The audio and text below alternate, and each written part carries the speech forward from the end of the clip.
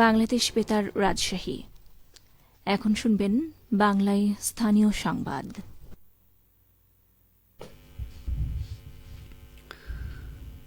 আসসালামু আলাইকুম। আজ বুধবার 20 ভাদ্র 29 সফর 4 সেপ্টেম্বর। বাংলাদেশ বেতার রাজশাহী স্থানীয় সংবাদ পড়ছি আব্দুর রহমান মাসুম। প্রধান উপদেষ্টা অধ্যাপক ড. মোহাম্মদ ইউনূস বাংলাদেশের শিল্প প্রবৃদ্ধিকে নতুন উচ্চতায় নিয়ে যেতে ব্যবসায়ী নেতাদের সম্ভাব্য সব ধরনের সহায়তার আশ্বাস দিয়েছেন। তিনি গতকাল রাষ্ট্রীয় অতিথি ভবন যমুনায় তাঁর সঙ্গে ব্যবসায়িক প্রতিনিধি দলের সৌজন্য সাক্ষাৎকালে একথা বলেন। প্রধান উপদেষ্টা বলেন, ছাত্র জনতার বিপ্লব দেশে আসার নতুন যুগের সূচনা করেছে এবং অন্তর্বর্তী সরকার শিল্প অর্থ উৎপাদন ক্ষেত্রে প্রয়োজনীয় সংস্কার করতে প্রতিশ্রুতিবদ্ধ। এ সময় ব্যবসায়ী নেতারা পোশাক ও ওষুধ খাতে সাম্প্রতিক অস্থিরতার বিষয় তুলে ধরেন। অধ্যাপক ড. মোহাম্মদ ইউনূস ব্যবসায়ী প্রতিনিধি দলকে বলেন, তার সরকার কারখানাগুলোকে সহিংসতা ও হামলা থেকে রক্ষা করতে প্রতিশ্রুতিবদ্ধ। তিনি বলেন, সরকারের দায়িত্ব শিল্পকে সুরক্ষা দেয়া। তিনি শীর্ষস্থানীয় বিশ্ব ব্র্যান্ড এবং খুচরা বিক্রেতাদের কাছ থেকে আরও অর্ডার পাওয়ার প্রয়াসে শ্রম সংস্কার করতে তাদের প্রতি আহ্বান জানান। ডাক, টেলিযোগাযোগ ও তথ্য প্রযুক্তি এবং তথ্য সম্প্রচার উপদেষ্টা মোহাম্মদ নাহিদ ইসলাম জনগণের অধিকার প্রতিষ্ঠায় এবং সেবা প্রদানে সর্বোচ্চ অগ্রাধিকার দিতে ডাক বিভাগের কর্মচারীদের প্রতি নির্দেশ দিয়েছেন। তিনি গতকাল ডাক অধিদপ্তরের কর্মচারীদের সাথে মতবিনিময়কালে এই নির্দেশনা দেন। মোহাম্মদ নাহিদ ইসলাম বলেন, যে লক্ষ্য ও উদ্দেশ্য নিয়ে ছাত্র জনতার গণ অভ্যুত্থান ঘটেছে, জনগণ রক্ত দিয়েছে, তা যেন ভুলে না যায়।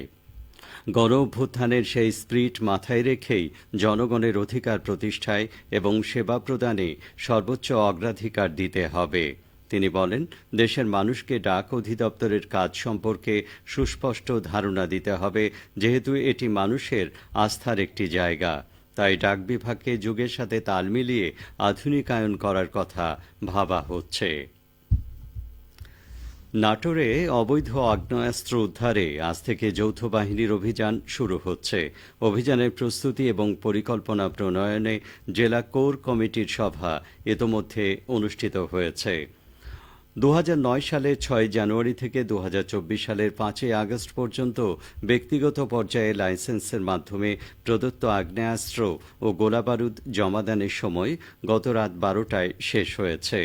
জমা না দেয়া আগ্নেয়াস্ত্র ও গোলাবারুদ অবৈধ হিসেবে বিবেচিত হবে। ভারপ্রাপ্ত জেলা ম্যাজিস্ট্রেট মোহাম্মদ মাসুদুর রহমান বলেন, নাটোর জেলায় লাইসেন্সের মাধ্যমে প্রদত্ত মোট আগ্নেয়াস্ত্রের সংখ্যা 566টি।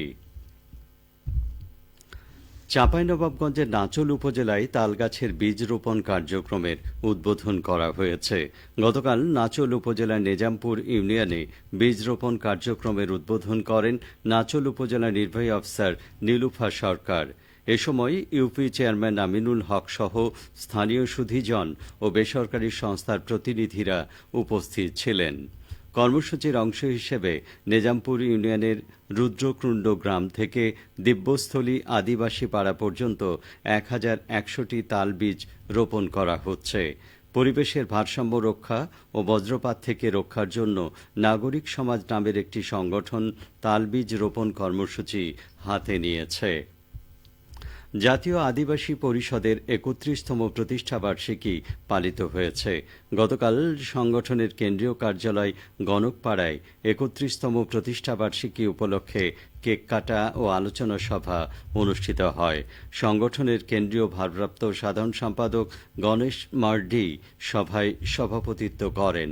এ সময় নেতৃবৃন্দ আদিবাসীদের আদিবাসী হিসেবে সাংবিধানিক স্বীকৃতি, স্বাধীন ভূমি কমিশন, পৃথক মন্ত্রণালয় সহ 9 দফা দাবি উপস্থাপন করেন। রাজশাহী সিটি কর্পোরেশনের রাজস্ব ও প্রকৌশল বিভাগের বিভিন্ন পদে পদায়নপ্রাপ্ত কর্মকর্তাদের ফুলেল শুভেচ্ছা ও অভিনন্দন জানানো হয়েছে। গতকাল নগর ভবনের নিজ নিজ শাখার কর্মকর্তা কর্মচারীগণ এই শুভেচ্ছা জানান। এর আগে গতকাল প্রধান কর নির্ধারক মোহাম্মদ মঞ্জুরুল আলমকে রাজস্ব কর্মকর্তা পদে, ট্যাক্সেশন কর্মকর্তা লাইসেন্স সারওয়ার হোসেন খোকনকে রাজস্ব কর্মকর্তা পদে, উপপ্রধান কর নির্ধারক মোহাম্মদ গোলাম রাব্বানী রিপনকে প্রধান কর নির্ধারক পদে পদায়ন করা হয়। অনুষ্ঠানে রাশিকের তত্ত্বাবধায়ক প্রকৌশলী, নির্বাহী প্রকৌশলী, উন্নয়ন ও পরিকল্পনা, উপপ্রধান কর নির্ধারক, উপ ট্যাক্সেশন কর্মকর্তা সহ আরও অনেকে উপস্থিত ছিলেন। রাজশাহী মেডিকেল বিশ্ববিদ্যালয়ের উপাচার্য অধ্যাপক ডাক্তার AZM মোস্তাক হোসেন পদত্যাগ করেছেন। গত সোমবার তিনি ঢাকায় স্বাস্থ্য ও পরিবার কল্যাণ মন্ত্রণালয়ের সিনিয়র সচিব বরাবর পদত্যাগপত্র জমা দেন। এর আগে একই দিন রাজশাহী মেডিকেল বিশ্ববিদ্যালয়ের উপাচার্য বরাবর দায়িত্বপ্রাপ্ত রেজিস্ট্রার ডাক্তার মোহাম্মদ জাকির হোসেন তার পদত্যাগপত্র জমা দেন।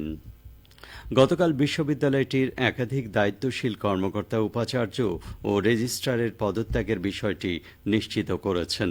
উভয়ে পদত্যাগের কারণ ব্যক্তিগত বলে উল্লেখ করেছেন বলে জানা গেছে। এদিকে রাজশাহী বিশ্ববিদ্যালয়ের ভারপ্রাপ্ত রেজিস্ট্রার অধ্যাপক ড তারিকুল হাসান পদত্যাগ করেছেন। গতকাল উপাচার্যের কার্যালয়ে তিনি পদত্যাগপত্র জমা দেন। বিশ্ববিদ্যালয়ের কোষাধ্যক্ষ অধ্যাপক ওবায়দুর রহমান প্রামাণিক বিষয়টি নিশ্চিত করেছেন। সবশেষে আবহাওয়া। আজ সকাল ৬টায় রাজশাহীতে তাপমাত্রা ছিল ২৭ ডিগ্রি সেলসিয়াস, সে সময় বাতাসে আর্দ্রতার পরিমাণ ছিল ৯৭%। রাজশাহী ও পার্শ্ববর্তী এলাকায় আজ সূর্যোদয় হয়েছে ভোর ৫টা ৪৮ মিনিটে, সূর্যাস্ত সন্ধে ৬টা ২০ মিনিটে। সংবাদ শেষ হল। আমাদের পরবর্তী স্থানীয় সংবাদ দুপুর ১২টা ১০ মিনিটে।